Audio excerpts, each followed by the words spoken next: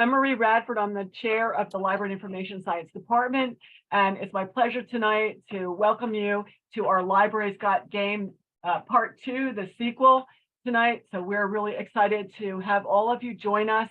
This event is co-sponsored by the SC&I Alumni Association and our Beta Phi Mu Omicron chapter of our Library Honor Society, National Honor Society.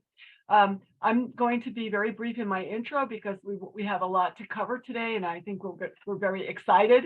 And so I'm going to hand it right over to Carina. Hi, everybody. My name is Carina Gonzalez, and welcome to Libraries Got Game, the sequel, a level up introduction to gaming in libraries. To those who attended the first session, welcome back. We definitely have new things to share with you. For those that this is their first time, this is still very beginner friendly. And the first session has been recorded, so you can go back to read that whenever you need to for your viewing pleasure and edification. So we're actually going to start with the game. After we play our game that Errol is going to lead for us, then we'll come back together and we'll go to our formal presentation. Errol, take it away. All right, so this is going to be a very quick game, something that you can all participate in. Hi, my name is Errol, by the way. I'm the Teen and Adult Services Librarian at Somerset County Library System, the Somerville branch. And basically everybody with a, on your either mobile device or your computer screen, if you would all just kindly navigate to jackbox.tv, that's JACKBOX.tv. This game accommodates up to 100 people. If we have more than that, sorry. All right, I am going to switch on screen sharing. All right, once you get to Jackbox TV, you want to go ahead and enter the room code GAAP, just as you all see there.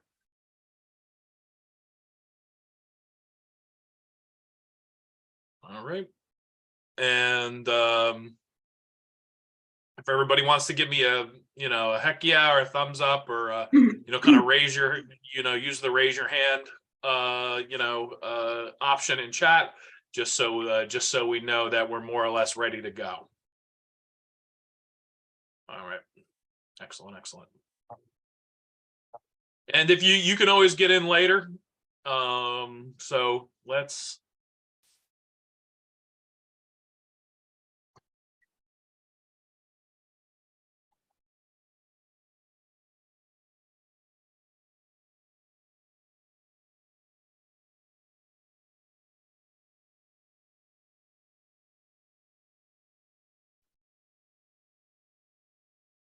See if it'll connect. Sorry, the new. Please switch the room code to IJFD. True or false trivia game.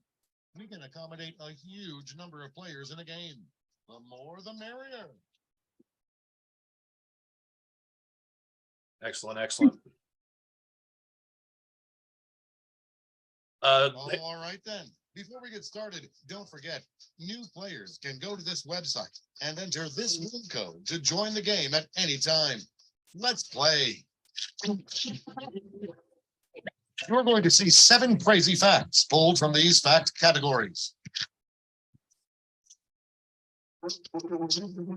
Woodrow Wilson kept a flock of sheep on the White House lawn. Use your device to pick whether you think the fact is true or a lie.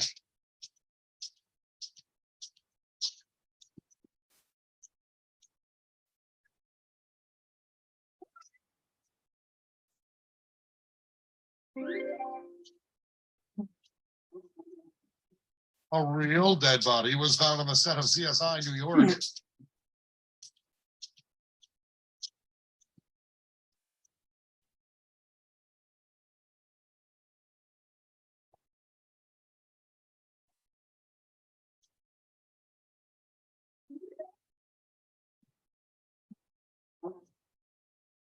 Whoopi Goldberg is a credited writer on Predator.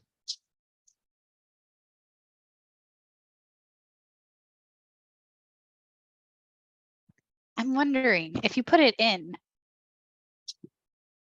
and you're the fastest, but you still get it wrong. Do you still get the point? I don't think it's happening. Aw. The Earth Liberation Front raised $200,000 to metaphorically bail the Earth out of jail.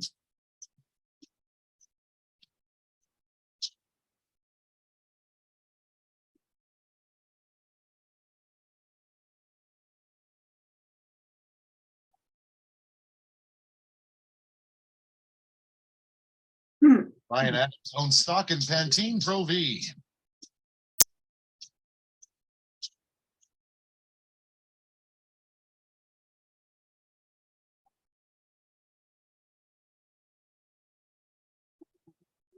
Hitler and Winston Churchill were second cousins.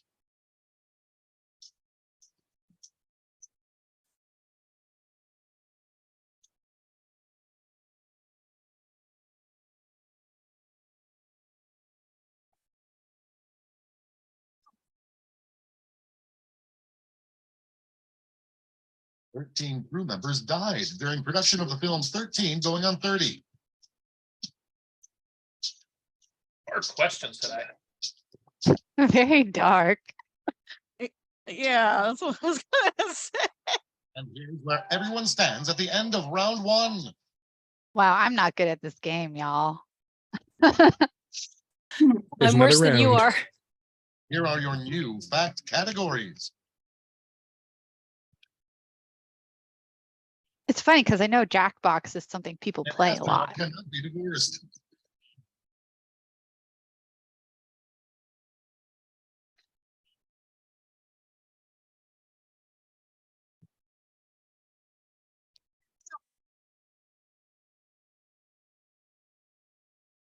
Potatoes were originally poisonous.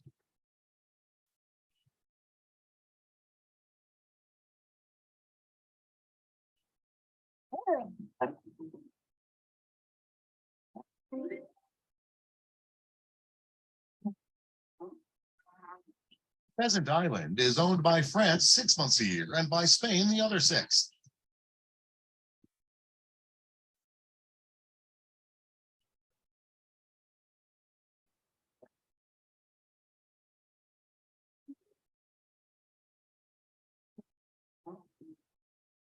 Guinness was served in school cafeterias until 1980.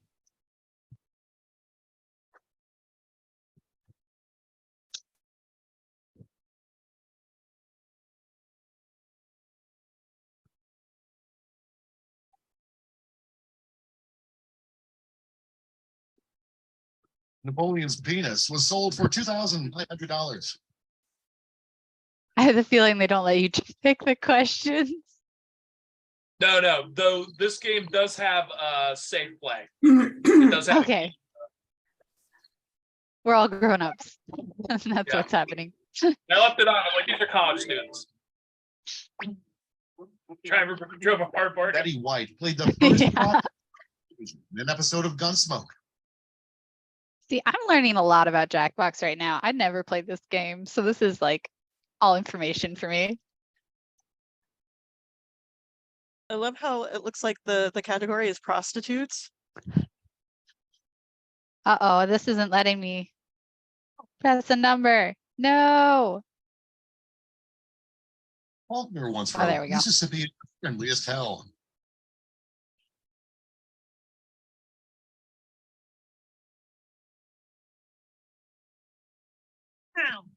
Mm. Here are your scores. Oh, look, I'm worse. Oh, Carina, you're still worse than me. Okay, this is great. Ooh, Zach is running away with it. For the final round, all the facts will be about one category. That category is former Jell-O flavors. Ooh. Which of these Jell-O flavors really existed? And which ones did we make up? Coffee, Oh. I'm waiting for a mayonnaise flavored Jell-O. Oh, that sounds disgusting. You never know. BLT,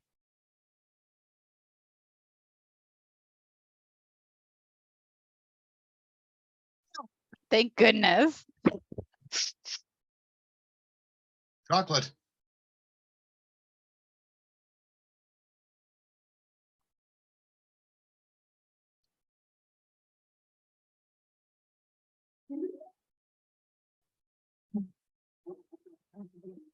Oh, egg.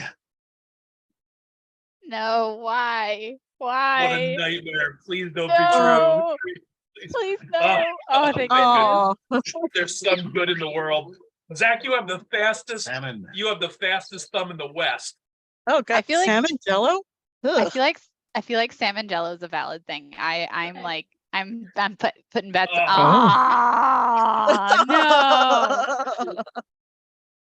Cream cheese and chives. I don't know Oh, what's real anymore.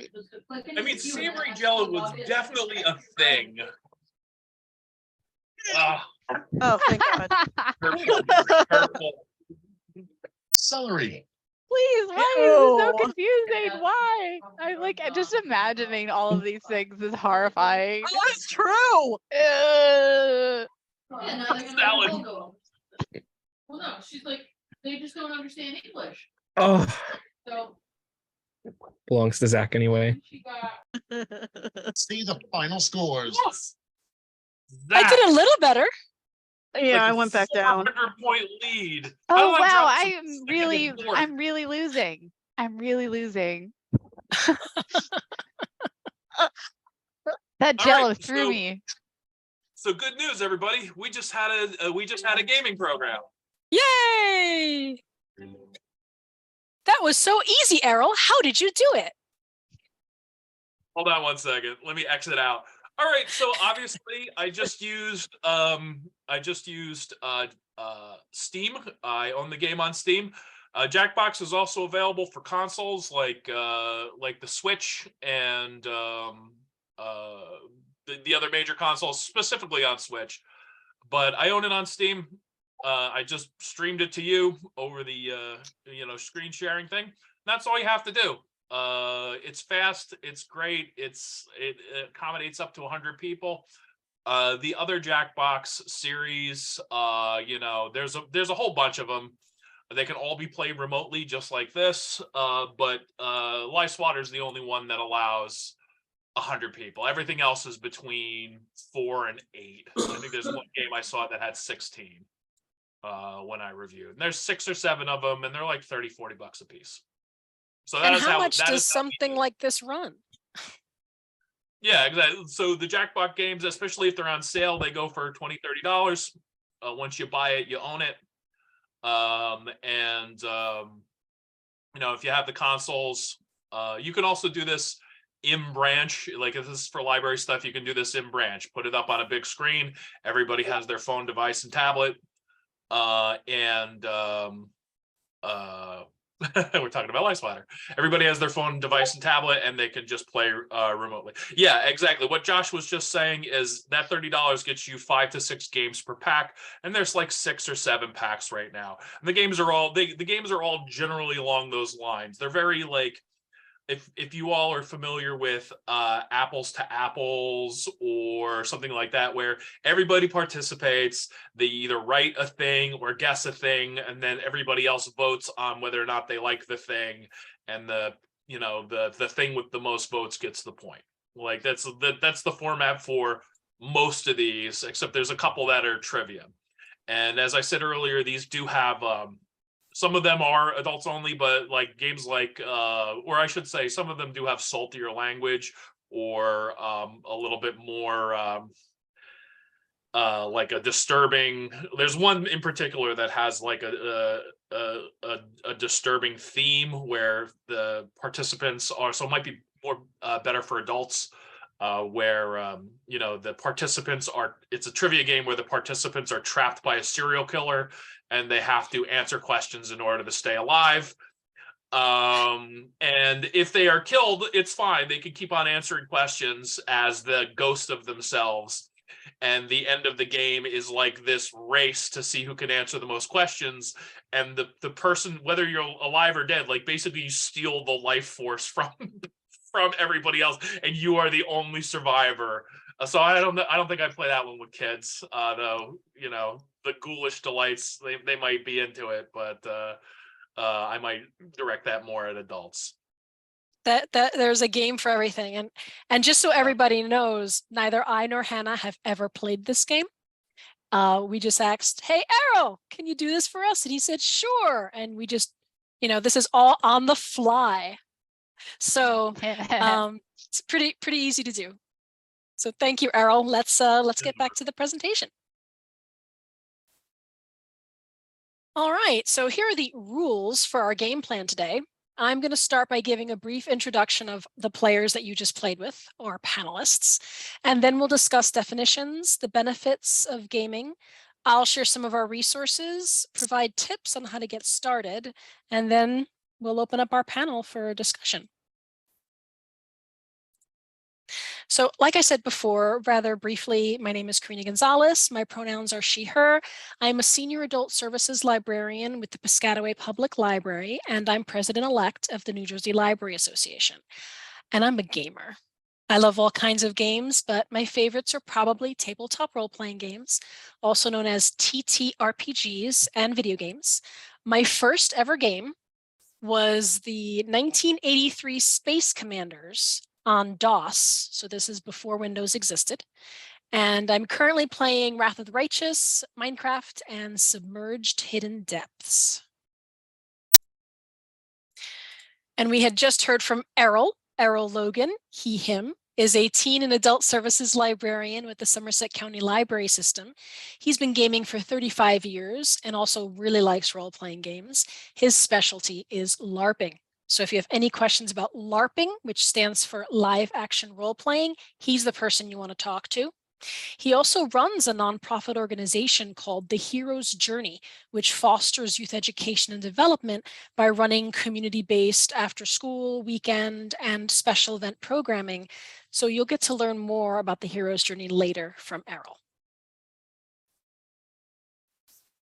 And then saving best for last, we have Hannah Lee. They, them is a young adult services librarian with the Belmont Public Library in Massachusetts, although they used to be a New Jersey librarian. That's how I met them. They started with Axis and Allies as an 8-year-old, but discovered RPGs, role-playing games in grad school. Nowadays, they use Dungeons and Dragons games to build massive, and they mean massive, online collaborative storytelling projects with up to 100 teens at a time via something called play by post and super dungeon formats. Hannah will fill us in on what those words mean a little bit later on. Okay, I've probably used a bunch of words you may not be familiar with, so I'm going to go through some definitions now. Most people like games, but not everyone can consider themselves a gamer, just as most people like food, but not everyone is a foodie. Gamers self-identify this way because we just have this deeper love and appreciation of the intricacies of gaming, including not only the game mechanics, how the game is played and how it works, but the psychology of gaming. Gamification in education, how games are made, how to classify them, on and on. So I'm briefly going to recap some of these definitions. So first, let's talk about RPG, which is role-playing game. And that's a very large umbrella term. Any game where you assume the character of someone else is a role-playing game. Most games, if you think about it, are role-playing games. And they can be complex video games where you do extensive character creation, or simple board games like Battleship, where you are some sort of a commander of a fleet, or Monopoly, where you are an incredibly greedy business person. TTRPG. This is tabletop role-playing game, and that's because it's played on a table rather than on a screen. So the first games were all tabletop role-playing games before video games were invented. However, there are also a lot of new technologies that have come out that can enhance tabletop experiences. So it's getting a little blurry as technology improves, but either way, TTRPGs generally use a character sheet, which outlines the abilities, strengths, and weaknesses of your character, and dice that decide the fate of your character's decisions. And then the most famous TTRPG, tabletop role-playing game, is of course D&D, Dungeons and Dragons. Currently 9.5 million people play this game, including me, And thanks to shows like Stranger Things and Big Bang Theory, that number is growing.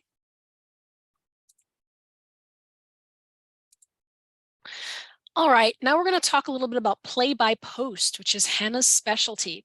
A play by post role-playing game is an online text-based role-playing game in which players interact with each other and a predefined environment, all via text. So this allows the play to be asynchronous. So it doesn't have to happen at the same time. You don't all have to be playing together. So people can play together even if they can't be in the same room at the same time. So here's an actual picture of Hannah's play by post in a program called Discord. And this game is called Feywild D&D, and it engages 400 teenagers a month. I cannot wait to hear how Hannah can possibly juggle all that. And now back to LARPing, which stands for live action role playing. This is when you actually dress up as your character and the story unfolds. These are all pictures of me as a character called Liliana, which I played on and off for about 13 years. There are basically two kinds of LARPs, boffer LARPs and parlor LARPs. Boffer LARPs include combat with padded weapons, like you actually hit each other.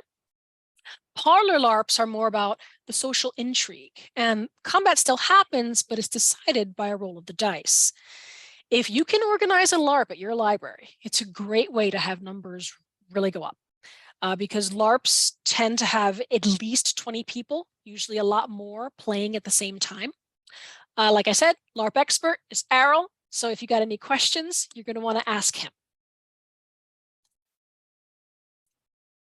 All right, let's talk about consoles and PCs. I could do an entire presentation just on video games because how to access a video game is quite varied. You can use a computer, a console, like an old Sega Genesis or Xbox 360, PlayStation 4, your phone, a tablet, a handheld like a Switch. There are so many choices, but the big takeaway is that they all have different price points and positives and negatives. So you have lots of options. If you want to bring video gaming to your library, you can start with something as simple as just providing Wi-Fi, and people can bring their own items, their own devices, or as complicated as making your own gaming PCs from scratch. So since we're on the topic of video games, let's talk real quick about the genres that exist within them. I don't have time to go through them all. And I know this graphic is a little hard to read, but I wanted you to know that these game genres exist, and picking the right kind of genre for your library will have an impact. You will choose a different game if your goal is community engagement versus if your goal is literacy or fine motor skills. MMO. MMO stands for Massively Multiplayer Online Video Game. They tend to be MMO RPGs. You're going to keep hearing RPG over and over and over again. That's Massively Multiplayer Online Role-Playing Games. These games tend to have millions of people playing at the same time. The largest is called World of Warcraft, which has 120 million players. In these games, you create your own character and can play online with your friends, solving quests, conquering dungeons, and leveling up your equipment. VR. VR stands for virtual reality. This style of game usually includes a mask or goggles of some kind, and then a handheld controller. It allows you to see, hear, and even feel the game around you in this immersive 3D experience. VR is also used in military training, exercise, and education. AR is augmented reality, as opposed to VR's virtual reality. Augmented reality is when the elements of the video games are added to the real world and is then experienced through a screen. The most successful AR game that has ever happened is called Pokemon Go, and allows the player to look through their phone and see the world of Pokemon superimposed onto the real world. So this is how we have Pikachu on the sidewalk. Players then try to catch Pikachu. But AR goes far beyond gaming, especially in the library world. You can overlay augmented reality onto signs, book covers, buildings for campus maps. The uses are endless. And specifically with the case of Pokemon Go, it's always a good idea to make your library a Pokestop or gym, which is a location in the game that players have to physically go to reap rewards. So they will have to physically enter your library in order to get that reward from the game. I have a link in the resources from the Video Game Librarian website that walks you through that process if you would like to turn your library into that kind of a location for Pokemon Go. So let's talk about why you should bring gaming into your libraries. Besides the fact that it's fun, according to a study entitled "The Role of Gaming During Difficult Life Experiences," games offered much needed respite from stress, supported them in dealing with their feelings, facilitated social connections, stimulated personal change and growth, and provided a lifeline in times of existential doubt. And gaming doesn't just benefit us during difficult life experiences. Other studies have shown that gaming can improve manual dexterity, increase your brain's gray matter, teach social skills, learn to problem solve, improve vision, and inspire persistence. And the idea that video game violence results in real life violence is a debunked myth. And there's lots of research I can give you to back that up. In addition to the personal benefits that you can get from gaming, here are some ways gaming can benefit your library and your ability to serve your community. Here's a picture from 2016 of me playing Magic the Gathering with my high school students. Magic the Gathering is a card trading game.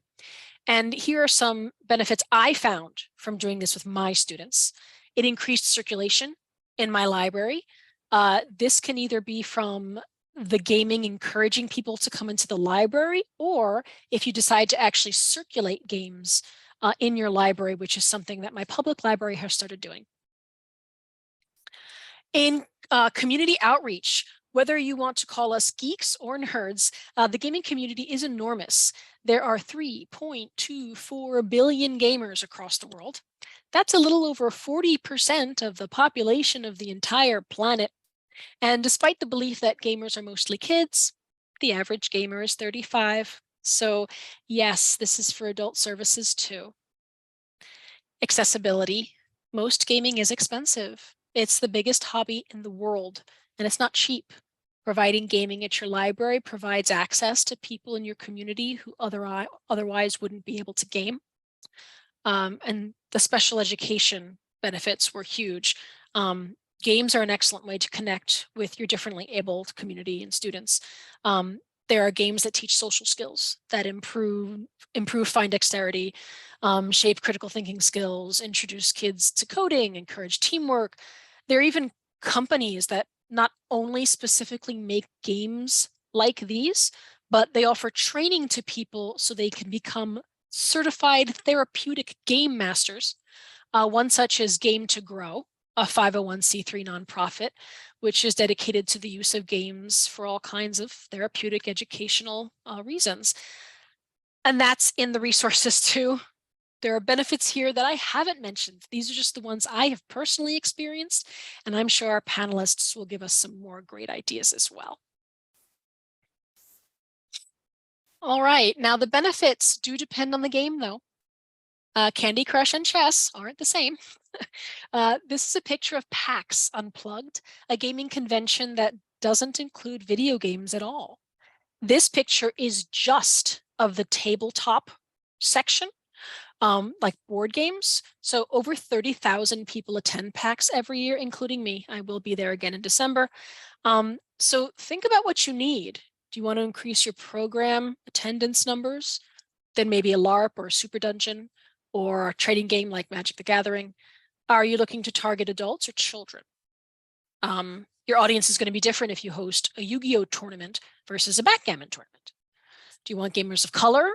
Then maybe think about hosting a Coyote and Crow tabletop RPG. which is set in a First Nations alternate future where colonization never happened. Do you want to bring families together? Do a classic family board game night. New Americans, international gaming event. There's something for every possible type of audience that you want to attract. So this is an entirely new slide specifically for this sequel presentation, because the last time we did this, many of the questions revolved around how do you get started and what games should I start with? When you want to bring gaming to your library, you can't start with the game. I wish it was that simple. I wish I could just give you a list, but you first need to ask yourself the following 10 questions. Most of them are the exact same questions you would ask yourself before starting any new program. So number one, why are you doing this? Which part of your strategic plan does it support? Be specific, because every time you get lost along the way, returning to this why will always help you get back on track. What is your goal? Increase numbers, connecting with your senior community, getting teens off the streets, teaching communication skills, working with your math tutors? There's a game for everything. What is your budget? It's good to start early on with the realistic questions before you start dreaming bigger than your pockets will allow. Or you're going to need to go for a grant or do some fundraising. Can your goals be achieved in a similar way with what you already have? Can you maybe make the pieces of the game that you need? What are your staff needs? Can you do this by yourself? How many other staff members will you need every time you do this? Is this going to affect desk coverage if you're in a public library or an academic library? What is your availability? Is this happening at night, during school hours, weekends? I found that most successful gaming happens at night if you're trying to get non-senior patrons, but that tends to be when staff are least available. So keep that in mind before you go too far. What do you need to learn? Do you know how to play the game? Do you know the basics of server maintenance that you're going to need to keep your Minecraft server going? Do you know how to be a dungeon master? Do you need to know how to do effective chat moderation? Sometimes you don't know what you don't know. So please ask people who do this and they will help you brainstorm what you might need to know. How are you addressing safety and privacy? Will this involve kids online? Adults entering their email addresses? Will this be open to the public? Have an answer for all of your worst case scenarios, and you will be thankful for this down the road. Especially, what administrative support do you need? And I'm not just talking about money. Are you going to need political backing to explain to your community why libraries should be involved with gaming in the first place? Is your administration willing to step in if parents ask out of context questions like, why is Alexandria learning about evolution? Because they've been playing Pokemon. Or why does Sahir now know the difference between a Zweihander and a Claymore? These are different kinds of swords. Or why is Zara asking for interest on her allowance? She's been playing Monopoly. So these questions might pop up, and it's super helpful if your administration is not only knowledgeable about gaming, but is on board to defend its usefulness. Also, what technology do you need? Do you need better Wi-Fi, new computers, software, screen readers, switches, PS4s? This is not only a budgeting question, but a question about electronic and digital and physical infrastructure. After you think about all these things and you have the answers to all of them, then we can help you figure out which game is the best fit for your situation and the goals you are trying to achieve.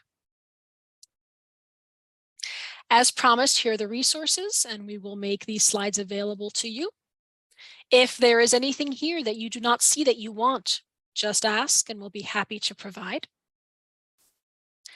And now we're going to turn things over to our panelists. I have some questions in mind, unless you wanted to jump in here, Katrina. No, go ahead. And if you have any questions, feel free to put them in the chat, or if you're feeling bold, raise your hand or unmute yourself. I'm totally turning this into a complete free-for-all by saying what I just said, but I think you guys get the gist. So have at it. Ask away, unless Carina wants to get things started. Well, I'd love to just start with the general question from all my panelists. Why do you game? Why do you do this?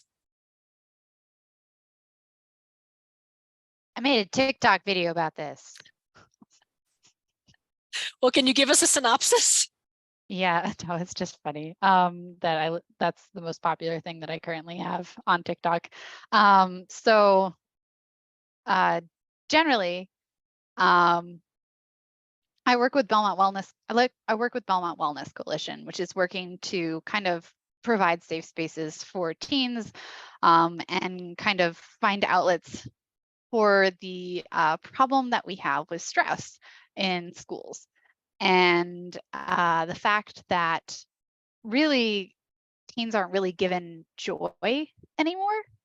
And just the comments alone from the TikTok video that I made just like hammered it home even more to me, is that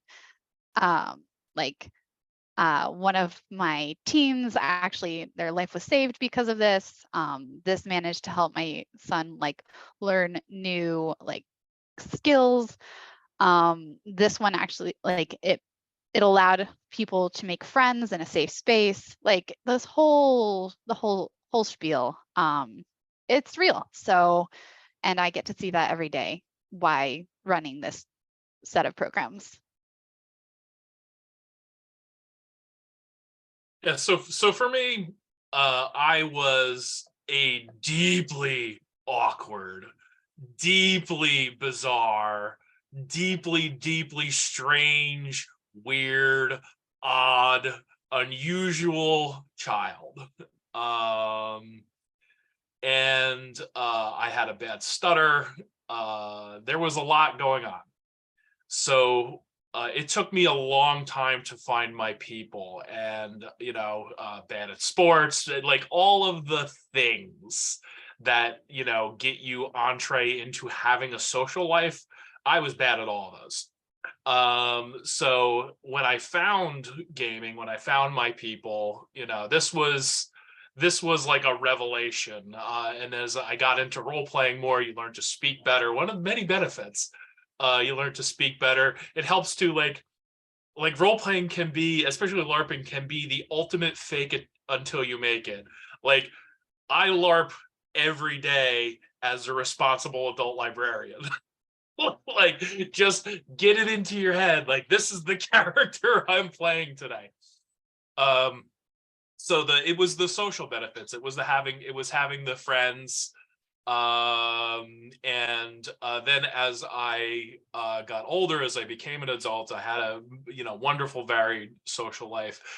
I'll talk about the hero's journey, but then I started introducing it to young people for very similar reasons. And like I had this very similar experience to Hannah, where a program, the hero's journey program we ran, I've had parents say to me, yeah, I was really worried about my child. I felt we were losing them. I felt that they were, moving away. I thought that they would never have friends. You have, improved the life of my child in so many ways by just having these programs. So, that, and the same thing, like that sense of like belonging that people who are into team sports and stuff like that, that's like gaming is where we get that. yeah Edison PL, that is 100% when parents tell us how important that is. And the kids, because I've had kids come back to me too who I've been doing this for like 15 years, and kids that were 13 and 14 when I met them still come back into the library and be like, hey, how's it going? We're still playing Dungeons and Dragons, Errol, and I'm getting married next year. And like seeing them grow up and move on is great. So yeah, that's how I got into it, and that's why I keep doing it. Yeah, same. Like I just wanted to hold on the point of the parents, because I have never been a fan of hugs, but the amount of strangers who walk up to me and hug me because their child attends at my D&D programs is excessive. So I graciously accept the hug, but it's a lot.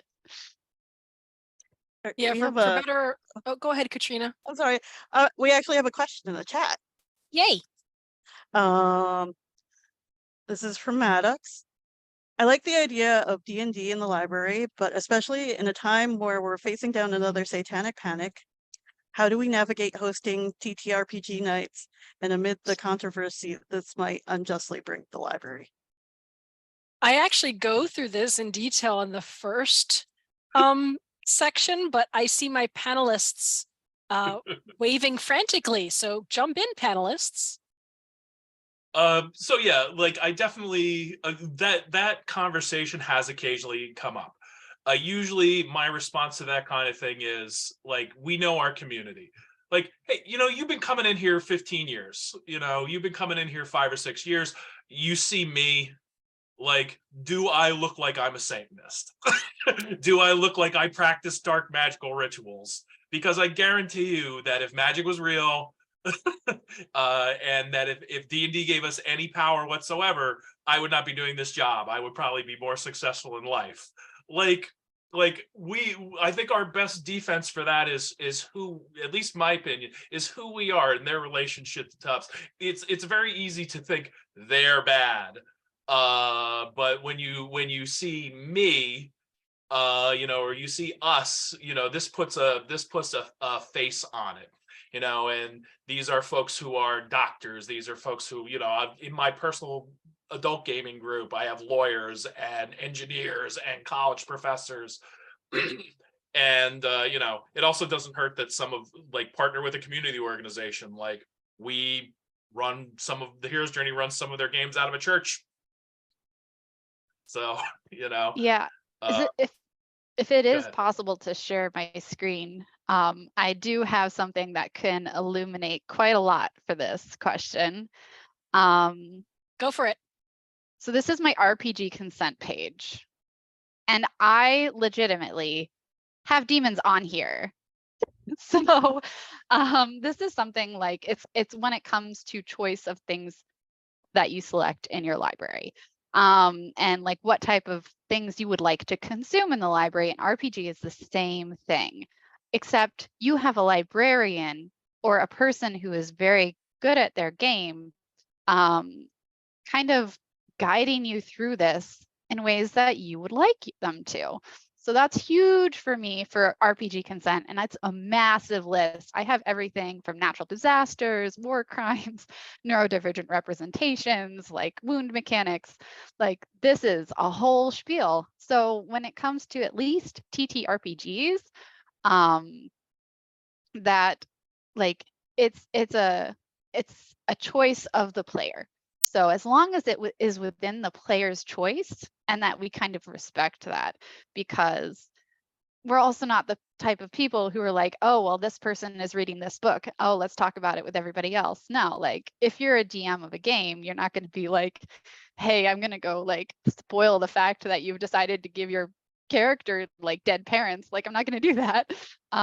So yeah, it's all about kind of knowing what they're comfortable with and then curating an experience that will provide both adventure, excitement, and basically exactly what they want out of a game.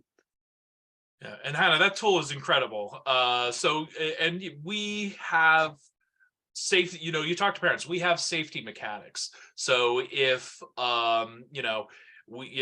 there's always like the knock mechanic, like, hey, if something comes up, like we want everybody to be safe, feel comfortable. If something comes up that you're not cool with, just knock on the table lightly, and we'll back up, and we have this conversation, we'll back up, we'll go over it again, we'll workshop a little bit, like, oh, I'm not into gore, I'm not into, and when I have conversations with parents, like these are, this is a PG-13 experience, probably PG, because PG-13 you're allowed to have one F-bomb. I have 0 F-bombs.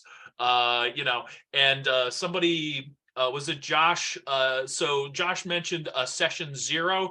So session 0 is a professional term where we sit down at the beginning of the session and at the beginning of a gaming campaign where we explain sort of where we're going, like the kind of content that we're going to present, the kind of adventure that, and we talk about character expectations. In this game, I expect everybody to be heroes. You know, we're not going to murder hobo around. You know, we're not just going to kill the shopkeeper and take his clothes. Like, you know, take his ware, steal his money. We are here to be heroes, and you know, as the leader of the group, you know, we take responsibility for that. You know, where we just don't let it get to that place, and we get good at having conversation. Yeah, here's excellent. More like Hannah, these are tremendous. And like, I don't even have mild romance. Like, I will just like stuff like that. I will just like, I want to flirt with a bartender. Great. You flirt with a bartender. You go out, on a date, you have a nice time, and now it's time to adventure again. Like, I do not, especially with children, I do not role play. Yeah, I children. had to include that Yeah. because there was a lesbian player character couple that I Right. had to officiate a wedding for. Okay. So. Yeah. Which is lovely. I don't know, but I would be like, it's not really like, I support you. I want you to be able to get married, but you know, and it's a valid, like your children, it's a valid fantasy for you to have, to want to grow up and marry the people you love. I'm just not going to role play that here. All right, we have another question in the chat. Sorry to cut you off, Errol. That's fine. So if you're ready, I'm going to throw it at you. Go for it. In the opinion of the panel, should gaming skills be considered as a necessary prerequisite, for becoming a professional librarian? And a question to Dr. Radford: is this incorporated in the current MILS curriculum, and if so, in what way? Oh, and BTW, my first video game experience was Pong. I would answer to the first part of the question, absolutely not. There are so many different kinds of librarians. This happens to be a passion and strength of ours, and our administration has recognized this, and they have given us the ability to be able to bring this into our libraries. Not all gamers are this lucky, honestly. And as you go through your professional career, whether it's gaming or whether it's presenting or whether it's graphic design, you're going to have strengths that hopefully they're going to allow you to really exercise in your different jobs. Yeah, and also it doesn't have to be. It does. I think it's a valuable. I think it's a value add. I think if you want to pursue it, it can give a valuable add, a value add. But we are in a time where there are professional dungeon masters. You know, we are in a time where, you know, and usually like a good going rate is like $10 per player per hour, for example. So like if you want to look at that session, if you're paying somebody else to come in, that's about what you can expect the market to charge. Or work with a volunteer who's passionate about it. Like, you don't need it. If you want to support it. If you think that because not everybody, being a dungeon master, it kind of is a skill, which can be developed, but it is a skill, and it is something that you don't have to have. But if you don't have it, you have to have somebody who does. You have to get somebody who does. Yeah, and it's all about the community. I mean, I'm just really fortunate that I have a huge gaming community where I am right now. So not only are my in-person games always completely jam-packed, 10 people per every session all the time, but my virtual games are really big too. So just because they managed to pull such big numbers, and for example, I was showing you my play-by-post servers, those those are the numbers. And like, I am a single person in my department, and my program numbers are 2 times as much as another department that has 3 librarians in it. So it's like, you bring what you can to the table, and sometimes it ends up really great. And I would love to hear now Dr. Radford's response. Yeah. I was just waiting my turn, but I have a lot to say about this. So Josh, I've written it down. I'll talk to Lily on Thursday. Because we you know, the way that our curriculum is structured, so currently, you know, we do not have a gaming course, but it doesn't mean that we couldn't have one as a special topics course, gaming in libraries especially. And one of the things that I want to say is that we do have gaming courses. So we, you know, in addition to our MI program, I'll brag about something for a second, if you'll let me. Shameless self-promotion, that's what I'm about. But, you know, we have this undergraduate program, information technology and informatics. So we have over 800 students in that program. We have a gaming specialization that I, as chair, pushed through. It was our first specialization in any undergraduate program at Sky.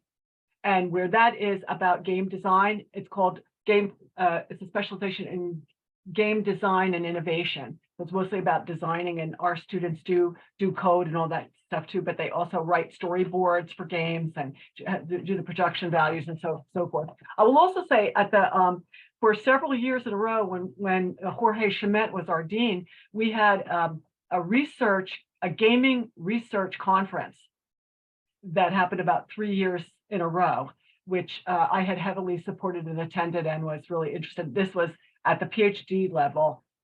Our students were interested in researching gaming and gamers, and some of the topics that have been covered, a lot of the different topics that have been covered today, you know, like the benefits of gaming, and also the kind of interpersonal skills that are gained in gaming. I mean, a lot of the stuff that's really been covered, stress reduction, all that kind of stuff. So yeah, but in the MI curriculum, we don't have anything.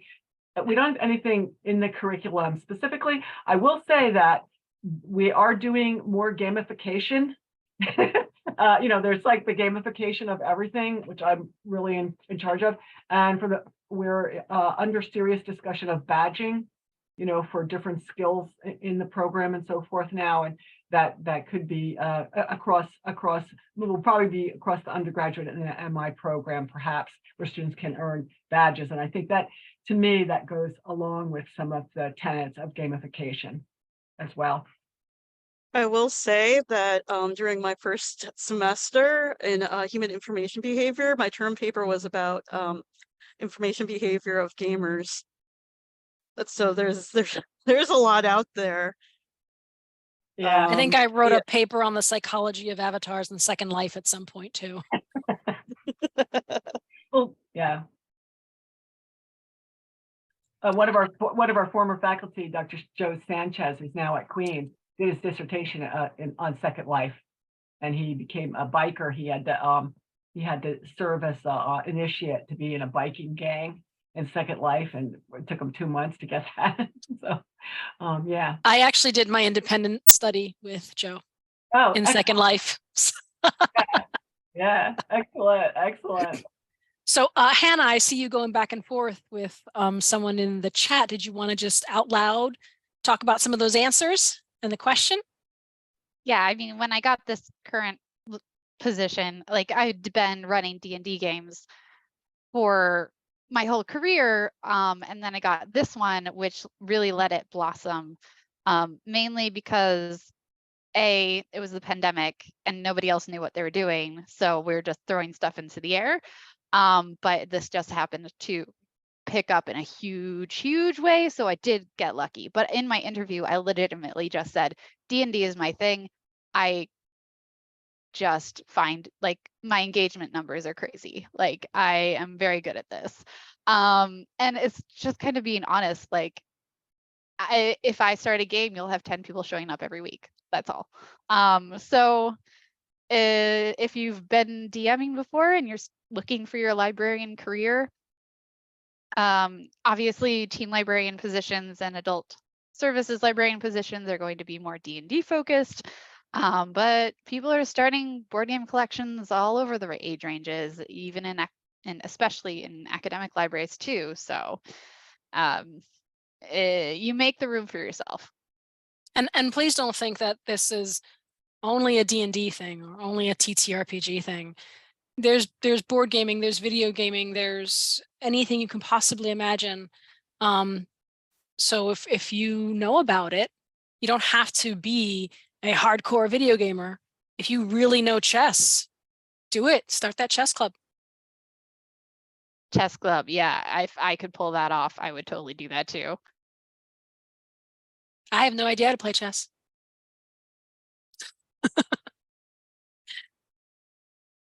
The kids will teach you. Oh yeah. Do we have any people other did questions in the chat? the chat. Yeah. Yeah, feel free to put any more questions you might have or comments in the chat, or unmute yourself and share your thoughts or questions with the group. While people are gathering their questions, I would love to hear more about Hannah's Feywild, and then I would love to hear more details about what Errol is doing in his library and about the hero's journey. So right now I'm kind of bouncing between 2 play-by posts for teens, and then for fun I do one for grown-ups. So the 2 play-by posts for teens I'm doing right now is Super Dungeon Epilogues, which is all the teens who are obsessed with the Super Dungeon over the summer, continuing to play their character throughout the year, and their characters just TPK'd, or all of their characters just died last week. So I'm doing play-by post right now to just. Can you explain real quick what a super dungeon is? Yes. So Super Dungeon, I have 10 DMs under me.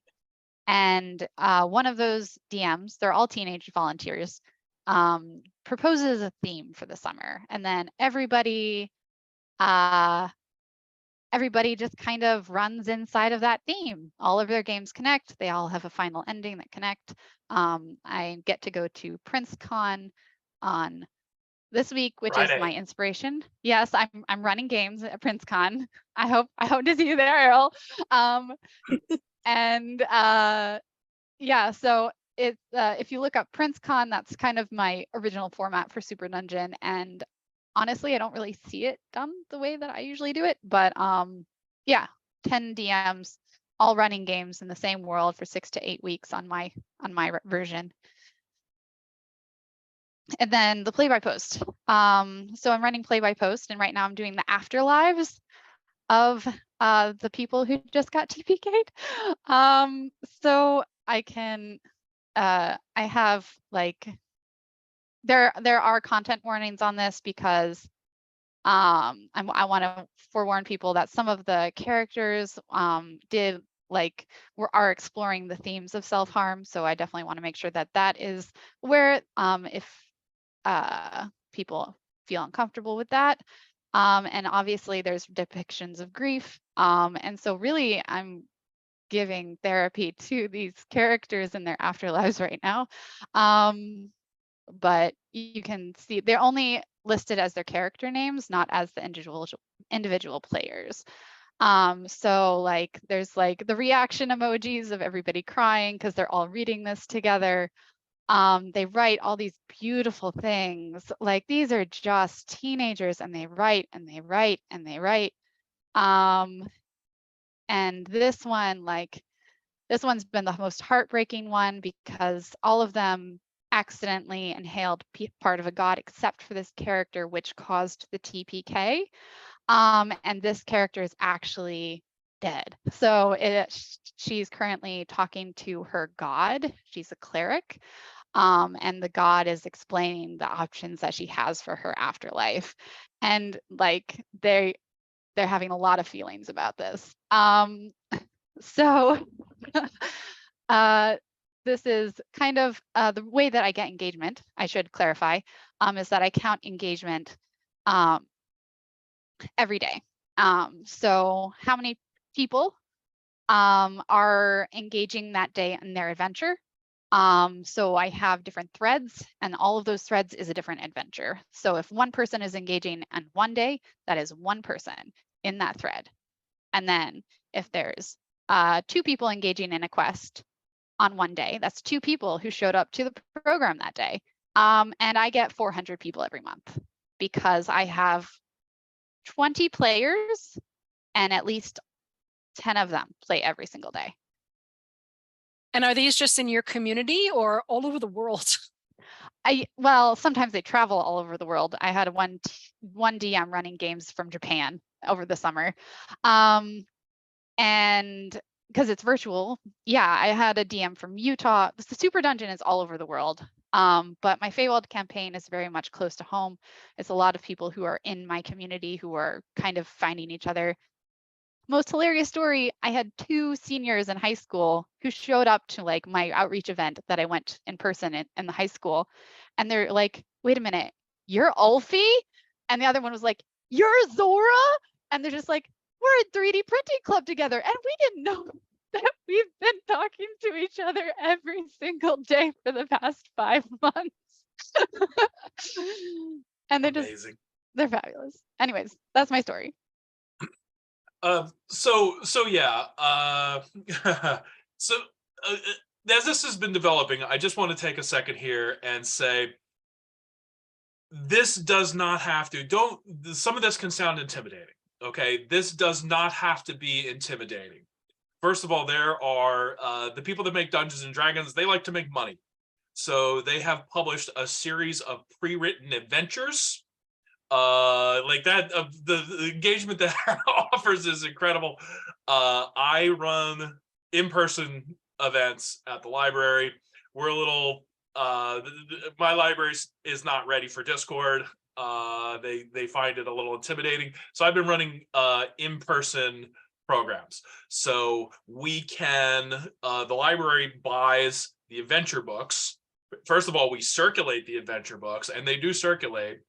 And I run events, I run games right out of the adventure books. The pre-written adventures, you just follow along. Like, you don't have to like take up all your time writing. You don't have to spend a lot of time preparing.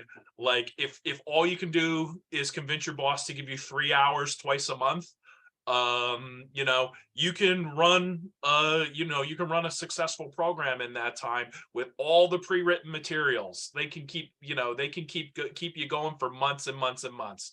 And there's also a tool called D&D Beyond.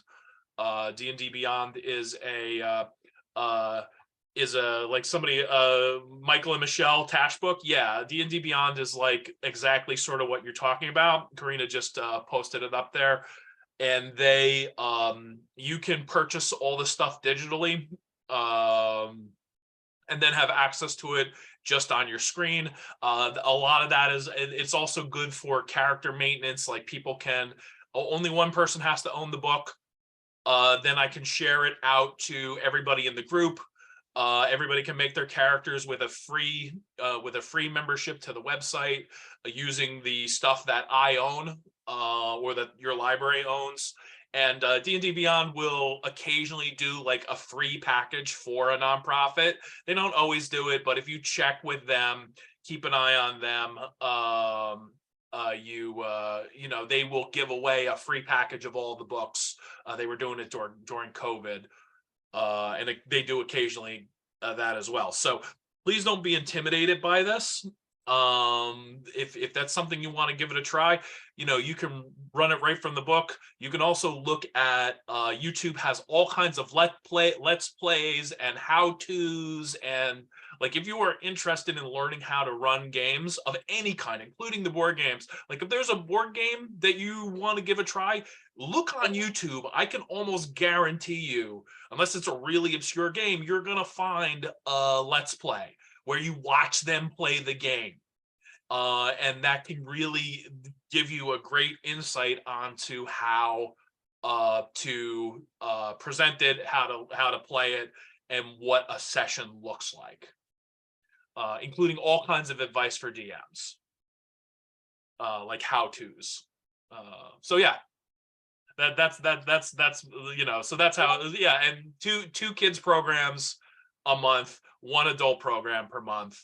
And then just personally, I go to a LARP twice a month, which is Vampire the Masquerade. It's a modern horror kind of thing where you dress up like a vampire dress up like a vampire and hang out with other vampires and do vampire politics.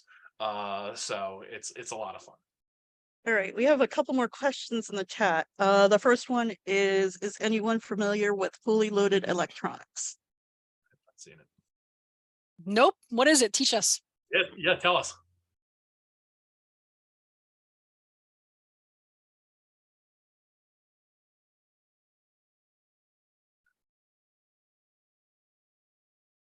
All right, they posted a link in the chat so we can go read about it on our own. Thank you so much for sharing that resource.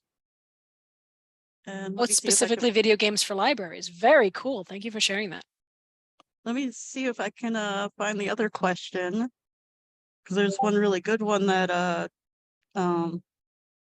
Carina was had started to.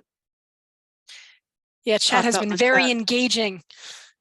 So I'm trying to find it because it was a pretty good question. Yeah. Oh, I just saw Errol's comment about DM, which I also prefer D&D storyteller as my title instead of a DM. Yeah, I like storyteller. I like D&D storyteller a little better because I hate to say it, but again, we do try to be a little sensitive, and dungeon master is a little like with the question about the satanic panic. Like dungeon master. So D&D DM. Oh, and while Katrina's looking for it, I'm going to mention this is really important too. Everybody who is playing the game together is a player, so everybody's fun is important, and this can be really important for you as the person running the game. Like we're all here to have fun, and that means that my fun is important too. And while in the culture of respect that we're trying to build here, this is conversations I have with kids, like we're trying to build a culture of respect here. In this culture, my fun is also important. So this is one of the reasons why we don't, again, as I mentioned, go murder hobo. We call it the murder hobo, where they just wander around and fight things. Sometimes that is a thing that happens. They just want to wander around and fight things. That isn't necessarily, if you're doing wicked activities, that isn't something that's fun for me. So I'm a player too. My fun is important too. And kids tend to respond to this, where they're like, oh yeah, this is also a human being. Yeah. I found the question. Oh, yay. Okay, awesome. For those of you who host gaming activities at your libraries, how many hours per week on average do you devote to this? A lot. I don't have a lot. I have, I'm an adult services librarian, so I'm only dealing with an adult. And I do a monthly board game night. We have our own board games that we circulate, and people are welcome to bring their own. It's very, very casual. And then I also have a Dungeons and Dragons campaign that is ongoing. Currently our DM is sick, so it is on hold, but we had been doing it every other week. It was decided that that was too much for our adults because they have busy lives. We scaled it back to once a month. So not a lot on my end. Yeah, go ahead. I'm sorry. Oh, so I have what I call high activity hours, and those are the hours that I dedicate to the play by post. So the teens know that I will be on then, and they cannot ping me before then, but they will try. So it's my encouragement, and I also make sure that they're not allowed to post after 10 p.m. They have to go to bed, and no one's allowed to be on voice chat after 10 p.m. So they have rules, but I do have my high activity hours, which are my official dedicated time to do play by post, which is at least an hour a day. But I usually fiddle here and there. Yeah, so for me, Somerville is a relatively small library. We have a relatively small staff. and our schedule's pretty tight. And because I'm the teen and adult services librarian, I have a lot of responsibilities, and I don't feel it's fair to everybody else for me to spend a ton of time on this, which is one of the reasons why I only run prepackaged adventures, because so I don't have to spend time writing. Like, yeah, I'm sorry, Becky Crawford, I'm sorry, I have to spend 15 hours of my time this week writing the new D&D adventure.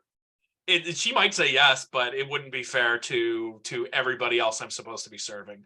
So on Dungeons and Dragons Day, I spend most of that day getting ready. I usually run it in the evening, so I update all the characters. Like, I update everybody's characters for them because I try to put it on easy mode as much as possible.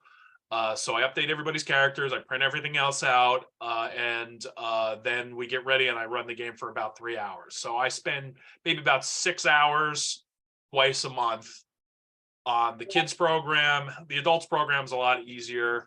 So I probably spend about 5 hours once a month on the adult program. And that's it. Yeah, I think because I have hit the I do D&D too much trend, it only takes me 2 hours of prep to prep a 2-hour program.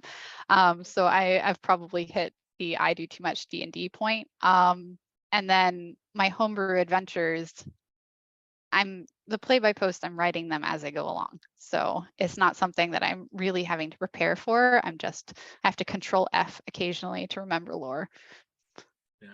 Yeah. Hannah, do you maintain their characters for them, or do they do that? I double check their characters because I also allow homebrew spells and literally anything under the sun. And they're currently level 15 right now. So they really, I have rules lawyers in my games that help me. So Okay, that that's helps important. too. For the folks at home, level 15 is very powerful. It is 15 out of 20. That's like, we're like Hercules when you're dealing with that kind of power level. So that's a Except lot. when you TPK, because one of the published monsters that you used didn't have a stopping point with its radiant reflection. Right. Oh, no good. So yeah, that's a thing. Do we have any other questions in the chat? Not that I've seen, or if they did, I'm sorry if I lost it. There's a lot going on over there. If you have anything else, if I lost your question, throw it in now, unmute yourself. Yeah. But if nobody has any questions, this might be a good point to adjourn for the night. But thank you to Carina, Hannah, and Errol for joining us. Errol, thank you for the game. Oh, and somebody wants to know if it's okay to email the speakers later. Yes, please. Yeah, yes, please. I shared my personal email in there. So if you want to drop me a line, feel free. And also, hey, if LARPing is something you want to try, my local club is definitely recruiting. We would love to have you out for a free trial. The game runs out of Princeton. So if you're familiar with that area, feel free to reach out to me. We will absolutely take care of you and show you a good time. Yeah, Errol helped me get started with LARPing back in 2003. So yeah, there was a question about where the recording will be available. Once it gets spit out of Zoom and Marie gets it over to me so I can edit it so it looks nice and pretty for the future. It'll go up on YouTube, and I will go back to the list of everybody who registered, and I will email it out to them. And yeah, if Carina, if you want to send me your slides, I can make sure to include that as well. Yeah, I just answered somebody's question asking whether the slides would be available. But yeah, we really want to thank you for coming out. I think we had a good cross section of individuals, of people in the library world, alumni, and students and gaming fans probably in general. Marie, do you have anything to add? I just want to thank everybody. This was so wonderful. Loved it from the very moment we started with the game. And then the whole panel, I mean, just the passion, the interest in really being serious about it. I mean, you know, we had a lot of fun tonight also, but it's also a very serious topic for us and something that we do recognize that there are ways sometimes to reach kids that don't seem like the typical library thing, right? And yet it's so important. So thank you, immense thanks to all our speakers and all of you, lively chat, lively participation tonight, just all around wonderful. And thank you for Katrina and James and everyone else who was involved in the organization of this event. Oh, and BTW, somebody asked if there was going to be a part 3. Why not? We ask. I will come back every time. Every time. Sounds good. All right, everyone have a All great evening. Thank you so much. Yes. Care. Thank you.